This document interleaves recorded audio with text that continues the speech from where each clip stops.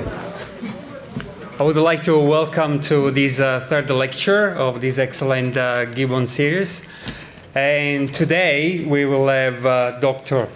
Jiamou Liu to talk about a bit more technical details about how deep learning works and some of the research that he has been doing in this field. So before actually I fully introduce Jiamou, I would like first of all to thank you all for coming here tonight, and also for the people connecting via stream to the live stream. And also, she's not here tonight, but I would like to thank Professor Jill Dobby, which is she's the main agent behind this series to happen. So she organizes every year, and with the help of other academics. I mean, she's the main person basically responsible for putting together this excellent series. I also would like to thank the logistic team up there, so Jane, Robin, and Breen. They've been instrumental to make sure that we have everything set up and in place. So if you can put your hands together for them. And I need some water because I'm choking.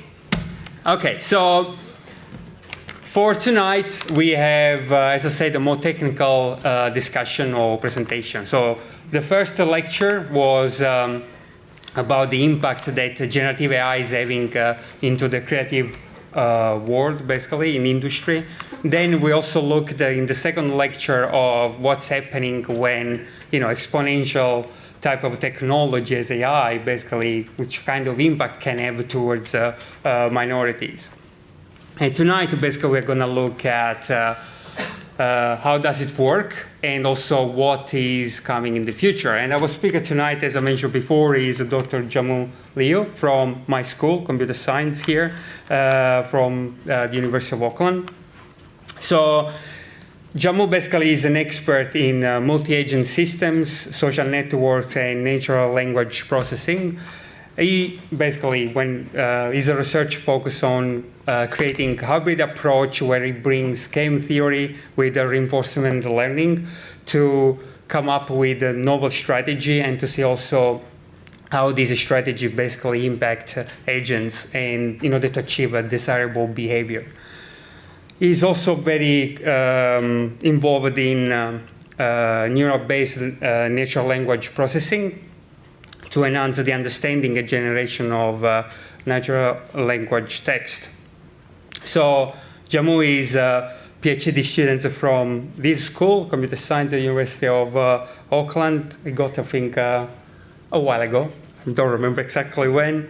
And there's a lot of international connection, especially with Germany, France, Singapore, and China. So if you can please welcome our speaker, Jiamou. The floor is all yours.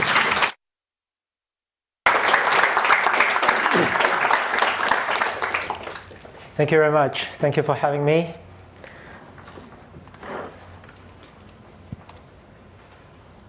So this talk would not be possible thanks to my wonderful students as well as co-authors. We are a small group of AI researchers at the University of Auckland. We design and implement algorithms for a wide variety of problems. We employ techniques and tools from neural networks, from natural language processing, from game theory and graph theory to do our work. I do invite you to visit our website to take a look at the range of work that we do. So I was traveling last month in China, and one of the things that sort of, as I expected, but also startled me a little bit was the fast adoption of generative AI technology in our everyday life. In particular, just to give you a small sample of the things that I witnessed there. So companies started to design advertisements, promotional material like posters to promote their products. For example, those posters that you see from the walls of the subway stations were generated by AI. And I'm going to play you a little video clip. This was an advertisement video made by Ice Cream, a China-based ice cream company, who recently launched their product range Sasa, which is a range of ice creams. The unique thing about Ice Cream Sasa was that from the name of the product to the design to the flavors of the ice creams, to all the materials that are being promoted, including this very video, was designed and produced by generative AI. So AI model generated the name Sasa, and based on this name, it imagined some sensations that are stirred up by this sound. For example, skateboarding, walking in the snow, and diving in deep sea. Everything was made by AI, including the pictures and the sound. So there's no doubt that generative AI technology is changing our world. And only last week, scientists have stated that AI has evolved to reason like humans. And there are so many news about ChatGPT and the variety of different large language models and generative AI models that are currently flooding our mainstream media. And apparently, AI is transcending humanity and is leading a new industrial revolution. So generative AI is becoming the god of the 21st century. Or is it? Let's go back to the humble beginning of artificial intelligence. Back in the summer of 1956, 10 researchers gathered in Dartmouth College in New Hampshire, United States. And they started this program called artificial intelligence. The researchers dreamed up a future where, quote unquote, every aspect of learning or any other features of intelligence can in principle be so precisely described that a machine can be made to simulate it. Right. Not only this meeting coined the name artificial intelligence, it also lays out the intended goals, which is to design programs that are able to function in an intelligent way with the following capability. For example, you will be able to compute automatically, will be able to use languages, self-improve, make abstractions, and demonstrate certain level of randomness and creativity. Given the computational technology back in the days, this seems like a far-fetched dream. And indeed, in the next decades, artificial intelligence has experienced a whole lot of up and downs, and there are so many challenges. About 10 years after the initial excitement from academia, industry, and funding agencies, skepticism quickly arises, and there are many people who are very doubtful of the technology, comparing artificial intelligence with alchemy, saying that the dream was nothing but just trying to reach the moon by climbing a ladder. Let me quote some of the paragraphs in that report. People say that alchemists were so successful in distilling quicksilver from what seems to be dirt, that after several hundred years of fruitless effort to convert lead into gold, they still refuse to believe that on the chemical level one cannot transmute metal. We should ask whether the protocol of human subjects suggests a computer language is appropriate for analyzing human behavior. The answer seems to be no. It's quite a pity that Hubert Dreyfus, the author of this report, passed away in 2017, just before large language models like BERT or GPT took off in 2018. I wonder if he were alive today, seeing all of the achievement that we made in 2023, what he would say then. So how do we get there, right? So let's take ChatGPT, the most well-recognized large language model. And I try to communicate with ChatGPT and ask ChatGPT, well, tell a joke about me, about Jiamou Liu. And ChatGPT said, why did Jiamou Liu bring a ladder to the bar? Because they heard the drinks were on the house. Right? This is quite good, but it could be taken from a database of jokes and just replacing my name into it. So I narrowed down the scope and I asked ChatGPT, tell a joke about the computer scientist, Jiamou Liu. Why did computer scientists Jiamou Liu always carry a magnifying glass? Because they like debugging code on a microscopic level. Right? Well, this is good because it really learned about computer. Well, it really incorporated the fact that I'm a computer scientist into the joke. Well, let me narrow down it a little bit more. So tell a joke about the computer scientist Jiamou Liu who lived in New Zealand. Well, why did computer scientist Jiamou Liu move to New Zealand? Because he wanted to debug life's little key versions. I have no idea what that word is. Right? I looked it up on Google and I couldn't find anywhere that has this name. So it's something that's imagined out of ChatGPT. And if I ask ChatGPT another question, right, suggest me a few academic articles on the topic of kiwi birds, well, it gives me very happily a list of good references. That sounds like really, really reasonable. There's a journal article, if you look at the second item there, a journal article published in 1984 from the New Zealand Journal of Ecology by Professor C.M. King. It all looks reasonable, except that this article actually did not exist. If you look it up, there's no article with this exact title in that year. So ChatGPT tends to imagine things out of its own hallucination. And this shows some sort of intelligence, isn't it? But ChatGPT is essentially just a mathematical function, like this one here. fx is equal to ax plus b, where x is an input, and fx is the output.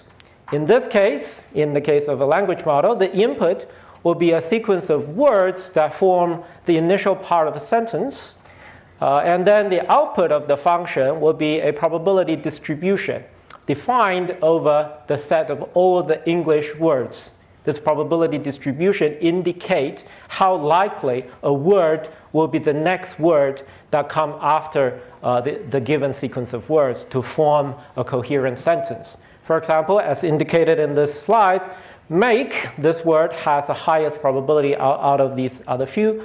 And we can say that, well, it's very likely that make is going to be the next word to construct this sentence. So in this way, the language model is a sentence generator. It generates sentence by generating each word one by one, and it feeds the generated word to form a longer sentence, and then it generates the next word, and so on and so forth. This task in machine learning language is called autoregression. So ChatGPT or other language model is just a function, but it's not just a random function.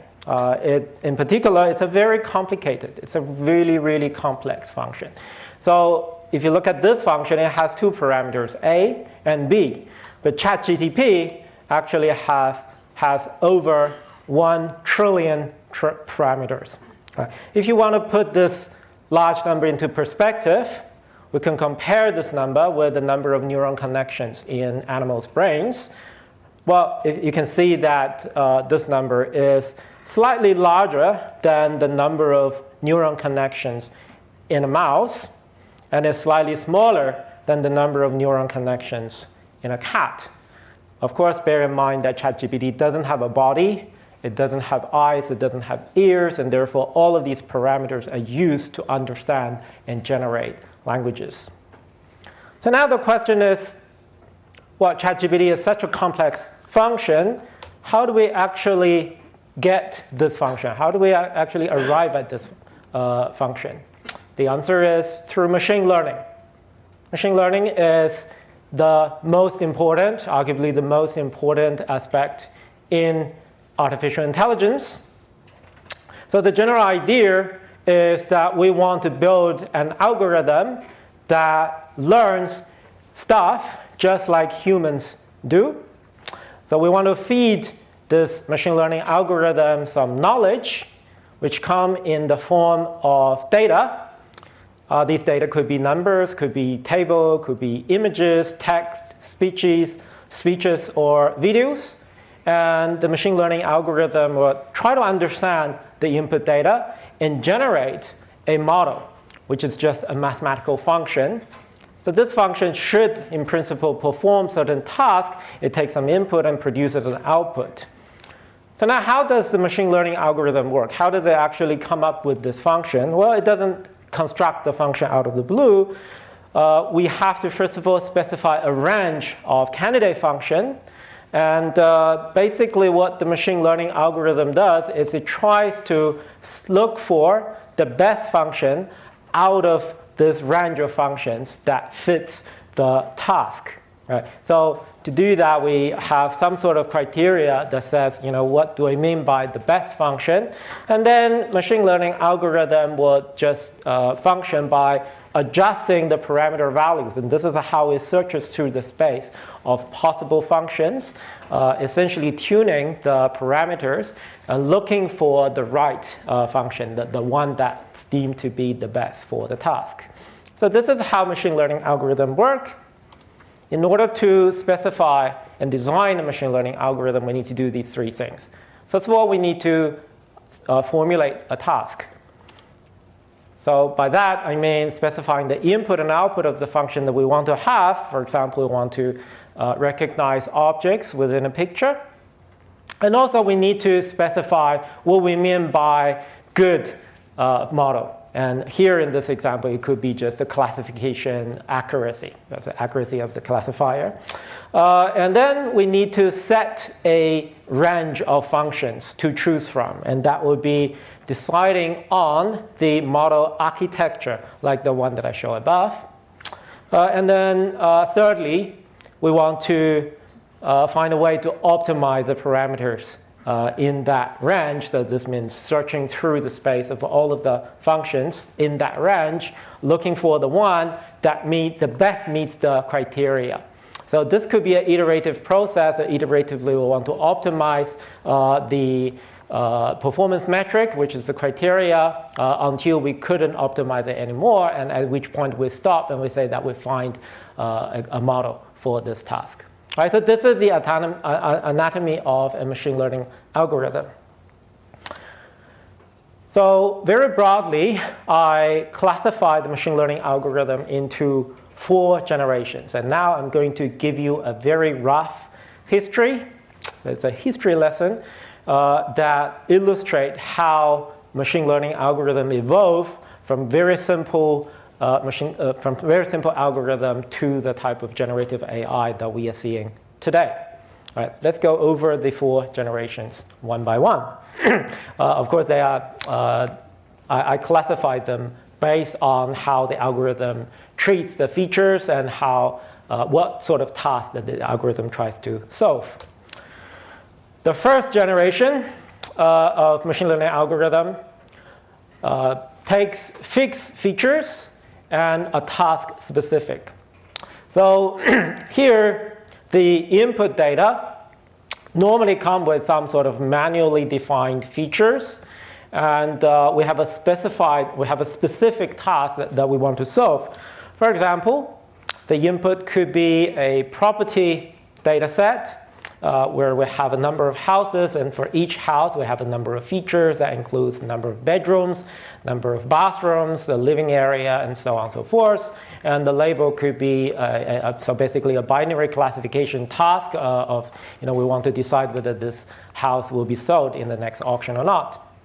For that sort of thing, we want to use some classical machine learning algorithm and such as naive Bayes, decision trees, linear regressions, and so on, to solve this kind of task. And all of these models belong to a standard, a part of the standard undergraduate course of machine learning nowadays. Moving on to the second generation machine learning algorithm. So here, we're trying to solve tasks that are slightly more complex. So instead of directly working with the given manually defined feature, which tend to be not very effective if we want to solve it on some more complex classification or regression task. Here we introduce an extra step of transformation. So we're taking the manually defined input features and we try to map it from the input space to a feature space, and we hope that the mapped new feature would be easier for us to perform the classification or regression task. For Back in the 50s, when Perceptron, the earliest and the easiest form of neural network, was invented, the Perceptron does exactly that. It takes the input and it transforms the input in some way and generates some new output for the downstream task. Similarly, support vector machines, random forests, were developed in the last century, which have been really, really effective in transforming features. At the early days of the use of neural networks, the neural network was single layer, but then a big breakthrough happened in the 1980s where backpropagation algorithm was invented, which allows the training of multi-layer perceptron or multi-layer neural networks. And this opens the door to a wide variety of possible neural network architecture that contains many layers of neurons. And they eventually give rise to deep learning that becomes extremely successful. So our group still work with these classical machine learning algorithms in solving a number of practical problems. For example, in 2019, I worked together with some of my colleagues in China. We looked at driver identification tasks. So the input would be GPS data about the trajectory of vehicles in a city.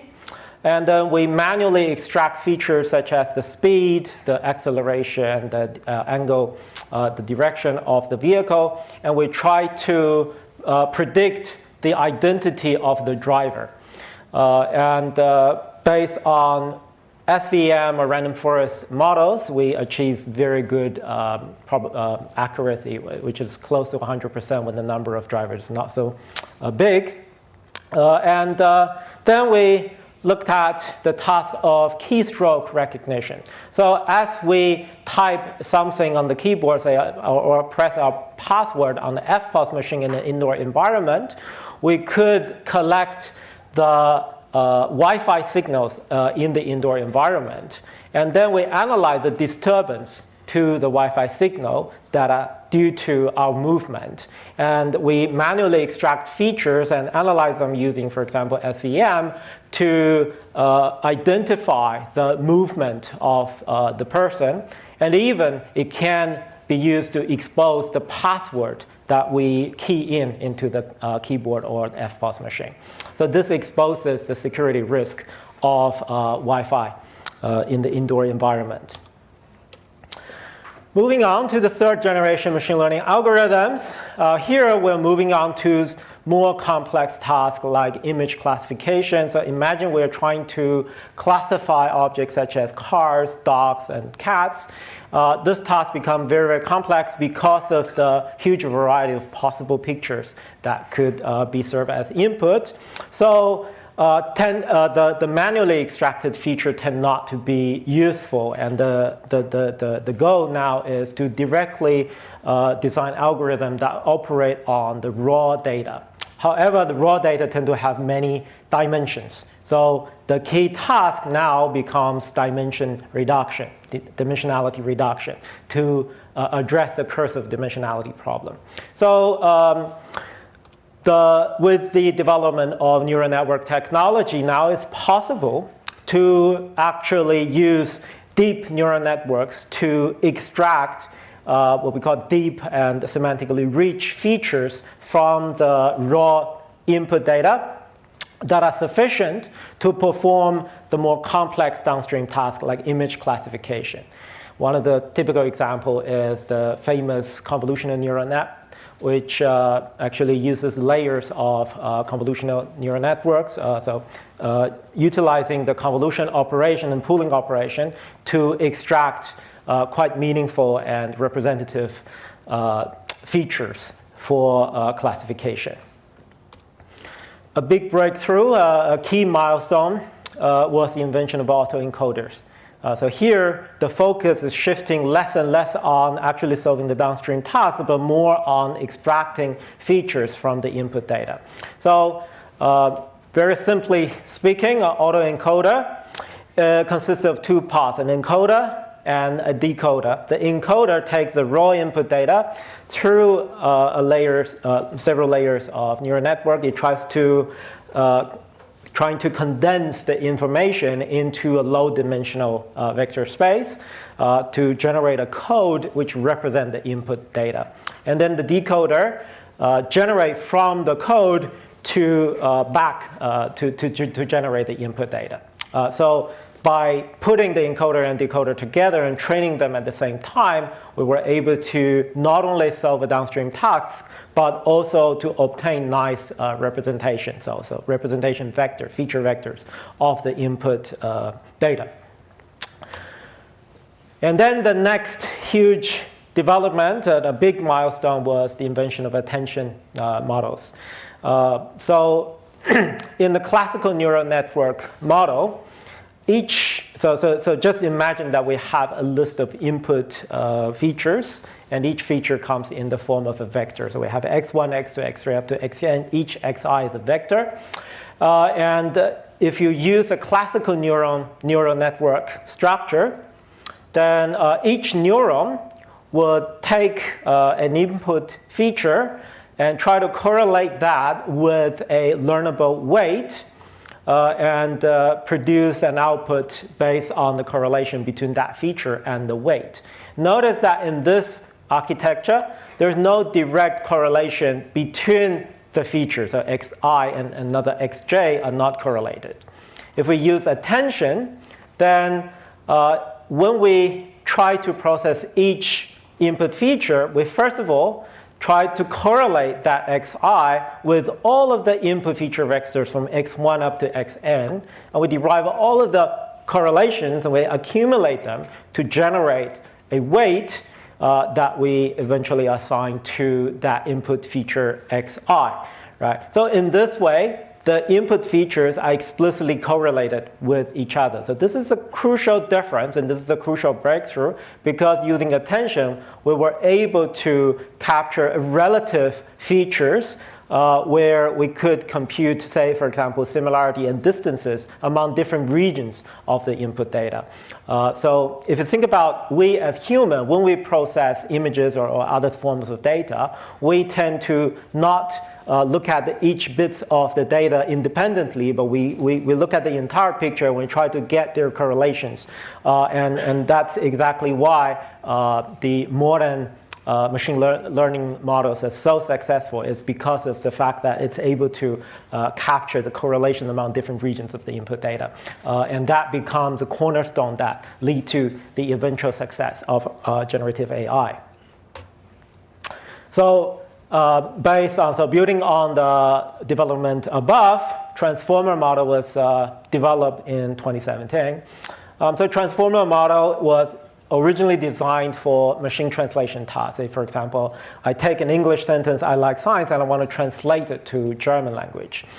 So a transformer essentially adopts an autoencoder architecture consisting of an encoder and a decoder. The unique thing about transformer is that the encoder and decoder both consist of layers of attention, which are more complex than the one that I described above, but it's essentially using similar ideas. And based on that, transformer has achieved a really advanced level of performance in automated translation or machine translation tasks. So in our group, we also work a lot with deep learning, and in recent years, for example, we looked at non-intrusive load monitoring problem, which is a typical blind source separation task. So imagine you have a household with a number of appliances like washing machine, dishwasher, microwave, and we can collect the aggregated electricity consumption signal from a smart meter, for example, and this signal is the accumulation of the electricity consumption of all of the appliances in the house. And our task is to desegregate all of the signals, so we want to predict the electrical consumption of each individual appliance. Right? So this is the task, and we actually solve this task with a dual CNN model that consists of two CNNs that's used to learn about the features of the aggregated electricity consumption signal, and then also predict the operational state of the appliances. And we reached a very good state-of-the-art performance, which was published in AAAI this year. And that was one of the top venues in artificial intelligence.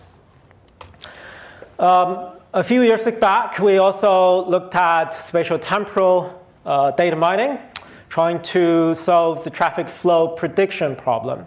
So here, the input will be traffic flow reading from multiple sensors in different locations in a city.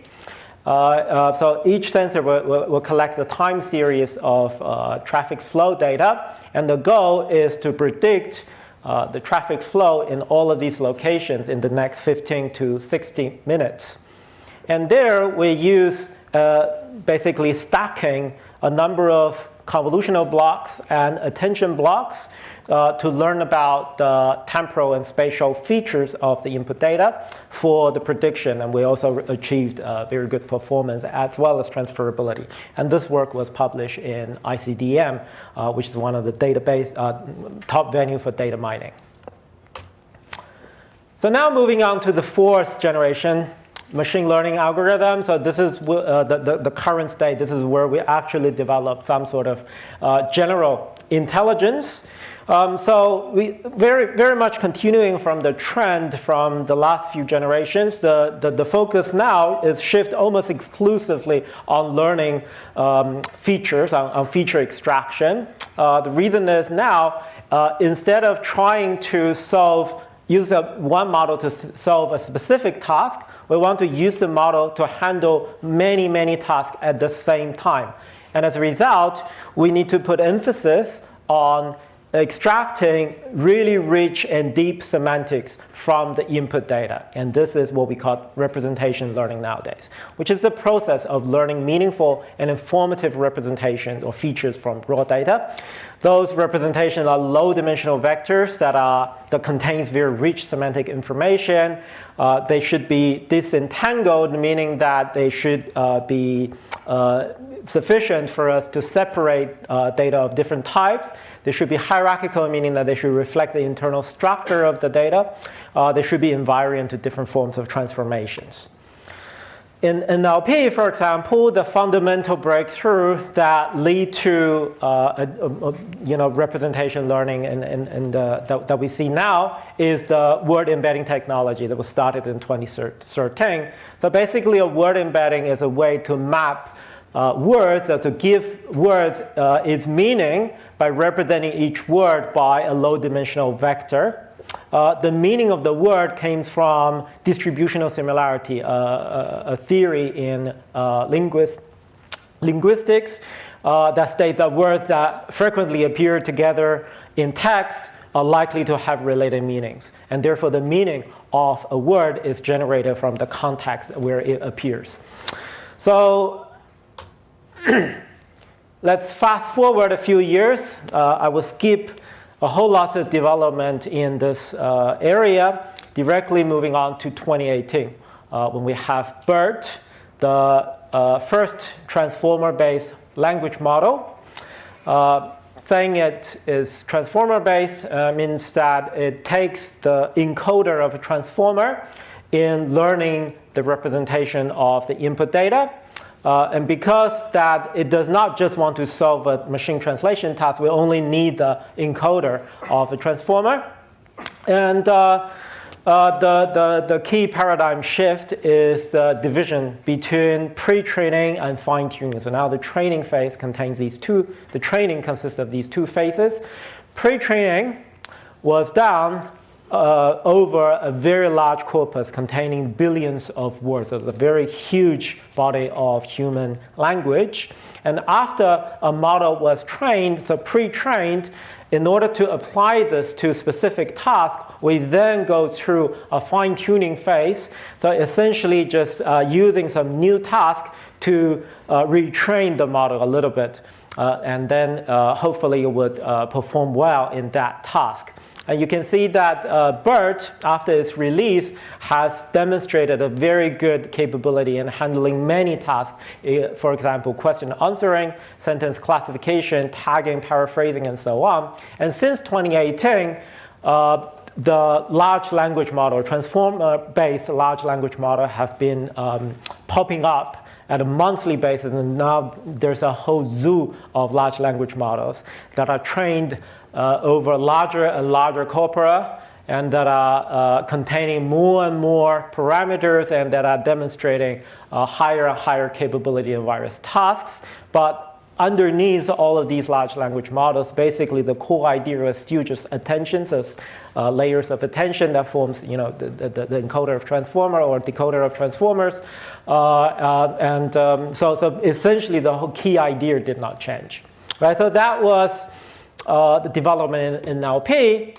And now I want to take the next step to describe something that is dear to myself, which is graph neural network. Right? So graphs, just like text or images, is another type of input data format, which consists of entities nodes that represent entity and individuals, and edges. So edges are links between the nodes that represent the connections, correlations, or interactions among the nodes. And graphs appear very widely in many situations. That includes, for example, encoding knowledges, biological network of proteins, or chemistry, graphs that are used to represent molecules, or social networks, or even online shopping platforms. So graphs can be used to represent the interaction between users and products. So there's a real need to analyze graph data using generative AI technology. And in fact, graph neural network does exactly that. It tries to encode nodes of a graph using low-dimensional vectors that are capable to perform downstream tasks such as community detection, link prediction, and so on. Now, link prediction essentially is a core problem in recommender system because they try to predict whether a user would buy a product or not. So in some specific ways, graph neural network can be interpreted as generalized version of other types of neural networks. For example, CNNs can be thought of as just a special type of graph neural network working on grid structure that represents images, and transformer can be interpreted as special type of graph neural network that work on complete graphs. And also graph generalize the convolution operation of a CNN to something called a graph convolution that learns the encoding of nodes using the encoding of neighboring nodes. So just to say a little bit about our work, the work in our group that utilize this sort of general capability of AI. In 2017, we designed a dialogue system for patient admission using natural language processing-based models. And also last year, in a group effort, we took student-generated questions from a large learner sourcing model, peer-wise, which was developed here at the School of Computer Science by my colleague Podeni. So we evaluated the question of those student-generated questions using a transformer-based model, and the work was also published in AAAI. In 2022, we tried to solve the next point of interest recommendation problem on a location-based social network platform using graph neural network. And that work was published in the top information retrieval conference at that year. So I finished roughly a very brief historical lesson of machine learning algorithms, and I described the different generations of the algorithm and eventually lead up to generative AI technology that we see nowadays. So it's time for us to look into the future. As computer scientists working in AI, one of the questions that we constantly ask ourselves is how can we build AI so that people can trust it more, right? There's been a lot of anxiety to the emergence of generative AI technology. And indeed, there have been many challenges. And from a technical perspective, these challenges are worth looking at, are worth investigating. And then our hope is to, by improving these aspects, we will build more trustworthy AI systems. And I'm going to discuss 3 areas of possible improvement. The first one is robustness in AI models. So it's well known that small perturbation in the input data can drastically affect the output of a machine learning model. This is especially harmful in tasks such as image classification or facial recognition. And indeed, random perturbations are inevitable. So there's some inherent uncertainty introduced during the data collection or processing phase. Also, adversarial attacks could be performed by some malicious parties to deliberately manipulate input data in order to fool a model into making an incorrect prediction. And because of such concern, the program of robust representation learning focuses on extracting meaningful and resilient representation that could perform well when the input data is not fully reliable. For example, in this year we published 2 papers on the topic of robust graph representation learning. So first of all, we invented an unsupervised learning algorithm that takes a poisoned input graph data and try to generate a clean input, clean data. And then based on this clean data, we use graph neural network to learn the correct features. That was published in AAAI this year. And then we also work on the topic of signed graph, which are graphs that contain both positive and negative edges. And positive and negative edges have opposing meaning, and therefore they cannot be processed by normal graph neural networks. So we look at what we call the signed graph neural networks, and we invented ways to make signed graph neural network more reliable. This work was published in the ACM Web Conference, which is a top conference for web technologies. The second aspect I think is extremely important is the security and privacy of AI models. So we are, there's a big concern on data leakage, where sensitive or private information from the training data is unintentionally encoded or reviewed in the generated output. Moreover, we also have concern about unintended content generation, for example, the generative model are not controlled or guided properly, and then it may produce content that is undesirable.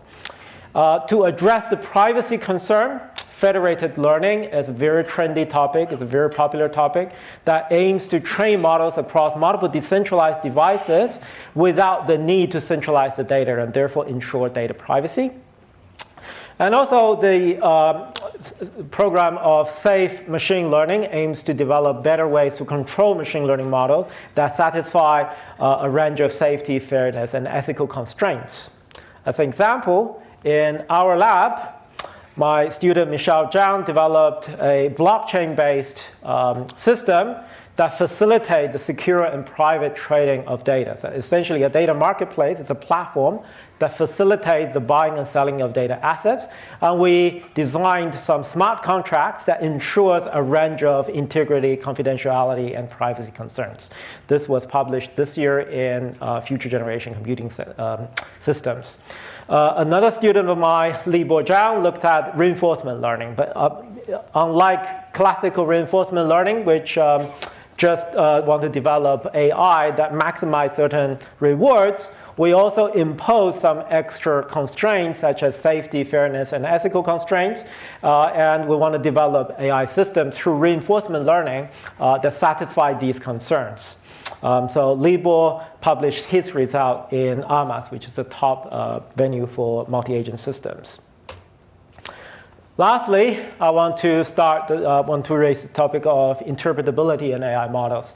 So the general goal is to build AI models with human understandable action and is able to explain itself. So I do not claim expertise in this area because some of my colleagues are real experts, but I want to point out 2 of the areas that I think could be helpful in developing explainable, interpretable AI. The first is neuro-symbolic reasoning, which aims to improve a model's capability to understand logic using neural network technologies. The next one is knowledge graph, which are structured representation of knowledge that capture relationship between entity and that allows precise and accurate information retrieval. In neuro-symbolic reasoning, so I collaborated with Strong AI Lab, led by my colleague, Professor Michael Whitbrock. So we have a joint student, Qiming Bao, who's sitting over there.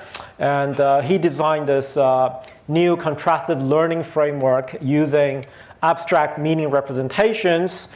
He also designed a logic-driven data augmentation method for natural language reasoning task. And very impressively, he has achieved the second place in the leaderboard of a well-known natural language reasoning task in the world, which is a very good achievement. And my other student, Yifei Wang, collaborated with Autoencoder, which is a large software company based in China. So they're basically the Chinese equivalent of Google Map in China. And their goal was to deploy a knowledge graph and add it into recommender system to discover good recommendation, not only good recommendation, but also trying to explain users' preferences during in the recommendation process. So both of these two work have not been published, so they're still work in production. We hope to get them published within this year. So lastly, this reached the last slide of my talk. As a summary, we went through a very brief history of the development of machine learning algorithm. We looked at generative AI and how it achieves a lot of the goals of the founders of the field. So nowadays we can say that generative AI has definitely demonstrated capability to all of these criteria that are listed in the 1950s. And also I want to point out that the crucial breakthrough is our capability to learn rich representation. So learn rich feature vectors from input data that give generative AI models such power. And in general, I'm very optimistic about the development of generative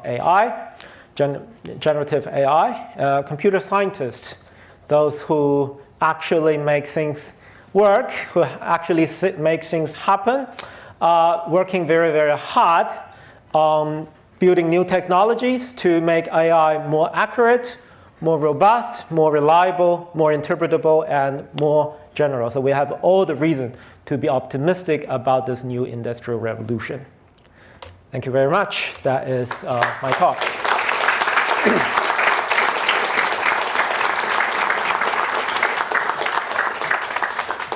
Any questions?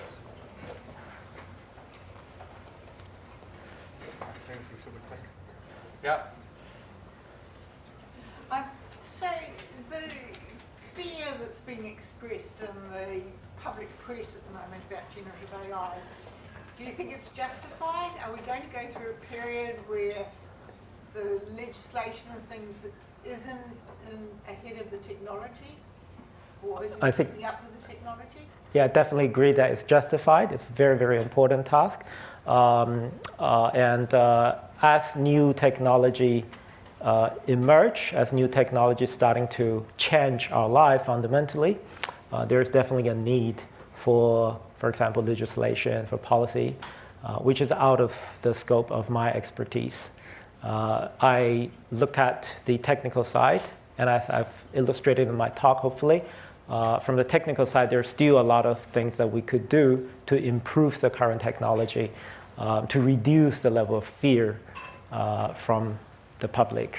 And that is what I see as very important as computer scientists, as myself, so what we want to do in the near future. Yeah. Yes.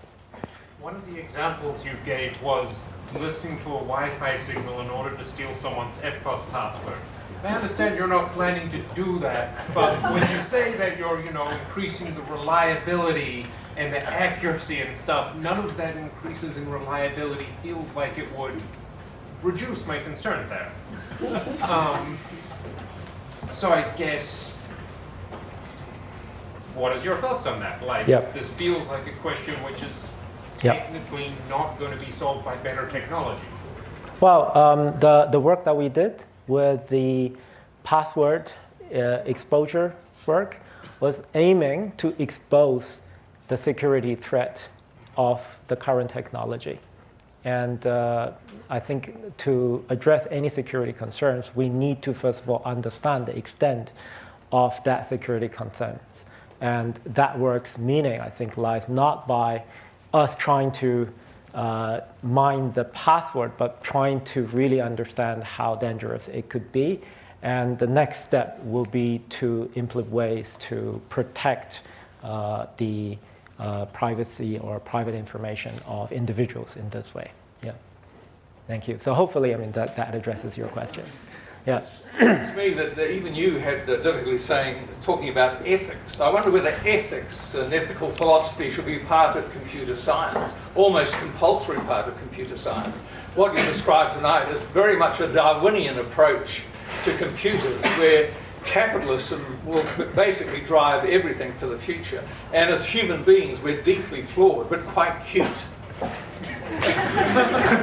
I believe that ethics is important, not just for artificial intelligence, but for any other field which have an impact on our real life.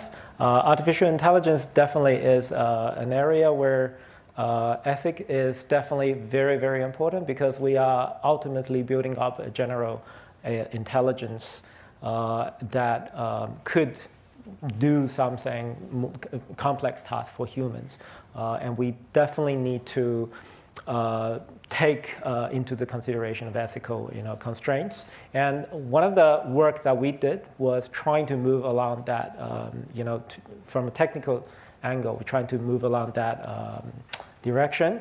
For example, ethical concerns could be represented by constraints. And there are some very good research done at IBM Research who have for many years looked at how to design artificial intelligence algorithms that are acting in an ethical way. So of course, technically, this is what we could do, but I do agree with you that ethics is an important part in AI education. It's also interesting that the National Party have used AI-generated images in their attack campaign against Labour, which is, you wonder where the slight ethics involved in that, when they say, trust us, we are trustworthy. Yeah, I do agree with you, yeah, but I'm not an expert in that, so we could bring the conversation afterwards if you want, yes. Yeah. Any other questions? Up there? I guess touching on the components of AI, as in you talked about there being four key defined stages in the history. In terms of what the next stage is, what's kind of the biggest roadblock we're facing? Because what I'm thinking back to is the 7 components in the first bit about what artificial intelligence is, and it seems like we've got somewhere there with even ChatGPT along.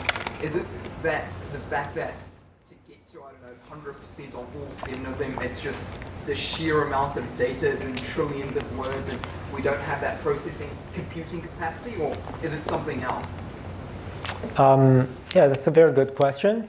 The current stages of AI development relies on large body of data.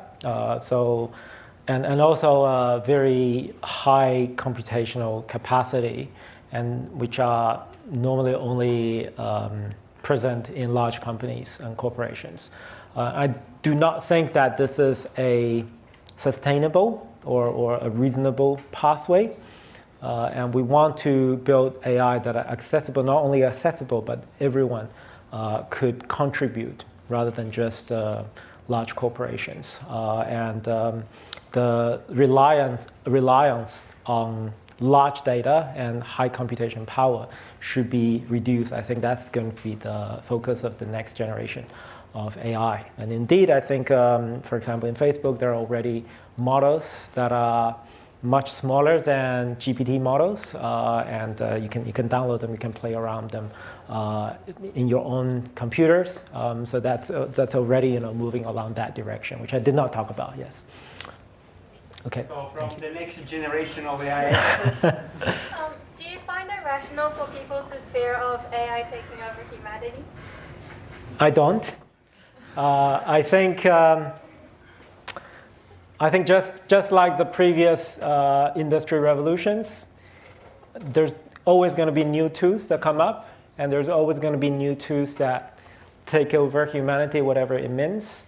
But this is how history evolves, and this is how humans develop. As AI become more powerful, there's a higher demand on human.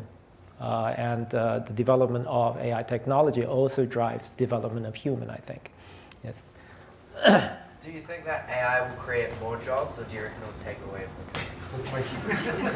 It's a good question, and I don't have a good answer to this. If you ask my opinion, I think we could look at history and look at, for example, the last industry revolution. And with a new technology, there will be some jobs being phased out, but there always will be new opportunities that come up later. So we are at a very key moment in history where we're seeing some of the negative impact of this technological change, and my hope is that later on we'll see some more positive changes. Yes. Yes. In your talk, you spoke about looking at nodes that could be assigned a positive or negative value. What is the advantage of that sort of approach with? Oh, so that I guess you were referring to signed graphs. Yeah. So graphs are basically a representation of interactions among entities. But sometimes, not only we have positive interaction, we also have negative interactions. For example, in an online shopping platform, once you purchase something, you're going to give a rating to it. Sometimes this rating will be positive, that you like the item, or sometimes you do not like the item, right? So the traditional method disregard these negative interactions and to try to make prediction only based on the positive interactions. But our work looked at both the positive and the negative interactions. Yep. Question down there. Yep. Just about the previous question. Do you think that previous industrial revolution compared to this revolution can even be compared when it comes to the rate and the speed of development that's taking place? And the potential? Yeah, I'm not a historian, but sometimes I sit there and I wonder, what happened if you look at the movies or the media about 19th century, right? So this is an age without electricity. And then suddenly, if you look at what's happening in the 1910s or the 20s, suddenly, everything lit up and electricity happened everywhere, right? So I think the previous industrial revolution, or in particular the one that involves electricity, is equally as fast as this one, if not faster. So I think it just that we are not living through that period. We're living through this period. So this new revolution is giving us more impact. But I think really, if you look back at the history, I mean, there was several stages of human civilization that have undergone such development in the past. Yes. So there was this Black Mirror episode that I watched a few years ago, and it was about this girl whose boyfriend ended up dying, and they made basically a chatbot of her boyfriend's digital messages, and I've been playing a lot with character AI, which kind of takes. If you guys don't know what it is, it's basically this website that makes chatbots that are meant to represent, like, say, any form of TV show character or a fictional character. And just wondering, if you wanted to, say, make a digital likeness of yourself, how would you start? I believe that there are already some people who are trying this type of work. I think there's huge potential with that sort of technology in terms of the possible application scenarios, but there's also huge risk. Only yesterday I read online that there are a lot of scams online where there are people who made a simulated version of another person, and then they scam their relatives and so on, and demand money on behalf of this person. Well, so trying to mimic their behavior and trying to get money in this way illegally. So there's a lot of security risk to it. So I think, in terms of where do I start, I think that would be a research project. if you decide to join us in the lab, where we can discuss possible way to carry out this research, but also I want to point out the risk that come with it. Yes. Called Tinderbot. Yes. Our last question. Oh wow, so many.